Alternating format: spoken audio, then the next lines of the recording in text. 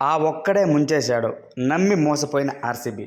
Friends, RCB మనకు సీఎస్కేని ఓడిపించి qualify అయ్యింది. అలాంటిది సో ఎలిమినేటర్ ఫస్ట్ మ్యాచ్లోనే రాజస్థాన్ రాయల్స్ చేతులు ఓడిపోతుందని ఎవరు ఊహించలేదన్నమాట. సో 90% అందరూ కూడా సరే ఆర్సీబీ గెలుస్తుంది. ఈవెన్ నేను కూడా చెప్పానమాట, ఎక్కువ ఛాన్సెస్ ఆర్సీబీ గెలిచే అవకాశాలు ఉన్నాయి అనేసి. కానీ చిత్తుగా ఓడిపోయిందన్నమాట ఆర్సీబీ.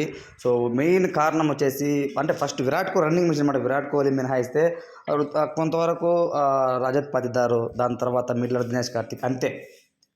అరే కొంచెమన్నా విల్ జాక్స్ ఉన్నప్పుడు మ్యాక్స్వెల్ని పక్కన పెట్టారు. సో దాని తర్వాత విల్ జాక్స్ వెళ్ళిపోయాడు. మళ్ళీ విల్ జాక్స్లోకి మ్యాక్స్వెల్ తీసుకొచ్చాడు. సో తను డూ ఆర్ డై మ్యాచ్లో బాగా ఆడతారు అందరూ భావించారు. కానీ రాత్రి తనైతే ముంచేశాడు అని చెప్పుకోవచ్చు. డక్అవుట్ ఫస్ట్ బాల్ చెత్త షాట్, అశ్విన్ క్యారమ్ బాల్ వేసాడు సింపుల్గా. అలాంటి బాల్ను తను కావాలని సింపుల్గా క్యాచెస్ ప్రాక్టీస్ చేస్తున్నట్టుగా అలా ఇచ్చేసాడనమాట, కొట్టేసి పైకి కొట్టి. అసలు ఊహించలేదు. సో అంటే తనకు వికెట్స్ పడుతున్న నేపథ్యంలో తను చూసుకొని బ్యాటింగ్ ఆడాలి. ఏమో లాస్ట్ ఓవర్లో వచ్చి అటాకింగ్ షాట్స్ ఆడే విధంగా ఆడడము, చెత్త షాట్ ప్రయత్నించి అవుట్ అయ్యాడనమాట క్యాచ్ ఇచ్చి. సో మ్యాక్సిమం కొంతవరకు నైట్ మ్యాచ్ ఓడిపోయింది అంటే కొంతవరకు మిడిల్ ఆర్డర్లో దినేష్ కార్తిక్ త్వరగా అవుట్ అయిపోవడము, దాని తర్వాత ముఖ్యంగా మిడ్ లైన్ మ్యాక్స్వెల్ అవుట్ అయిపోవడము, వెంటనే కొంతవరకు లోమ్రా పర్లేదనిపించాడు.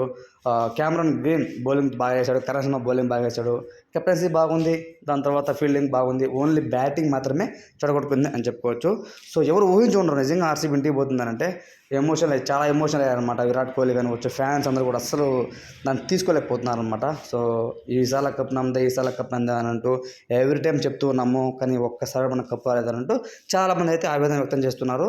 కొంతవరకు మాత్రం దినేష్ కార్తిక్ వికెట్ అది అవుట్ అయితే నాట్అవుట్గా ప్రకటించారు అని అంటూ సో రాజస్థాన్ రాయల్స్ అభిమానులు కూడా ఆ విధంగా మాట్లాడుతున్నారు. కొంతవరకు థర్డ్ ఎంపైర్ ఏమైనా పాల్పడ్డా, లేకపోతే కావాలనేసే ఆర్సీబీ గెలవాలని చెప్పి అట్లా చేశాడు అని అంటూ. సో అదైతే ఎగ్జాక్ట్గా బ్యాట్ అండ్ ప్యాటర్న్ డైరెక్ట్ ఒకసారి తగిలాయి కాబట్టి సో కొన్నిసార్లు ఎర్రర్ ఉంటుందండి. సో థర్డ్ ఎంపైర్ ఎర్రర్ కూడా ఉంటుంది. అది లక్ అనమాట. వాళ్ళ టీంకి వెళ్తుందా వీళ్ళ టీంకి వెళ్తుంది అనేది బై డెసిషన్ ప్రకారం వాళ్ళు చేస్తారు అంతే తప్ప అక్కడ నిజంగా ఆర్సీబీ గెలవాలా అని మన ఎంపైర్ చేసింది ఉండదన్నమాట థర్డ్ ఎంపైర్. సో అదిగా తెలుసుకుంటే బాగుంటుంది. ఏది ఏమైనా సరే Sunrisers versus Rajasthan Royals next match జరగబోతుంది. ఆ రెండు టీమ్స్లో ఎవరు గెలుస్తారో అని మీరు భావిస్తున్నారు వాళ్ళేం కామెంట్ తెలియచేయండి. Thanks for watching.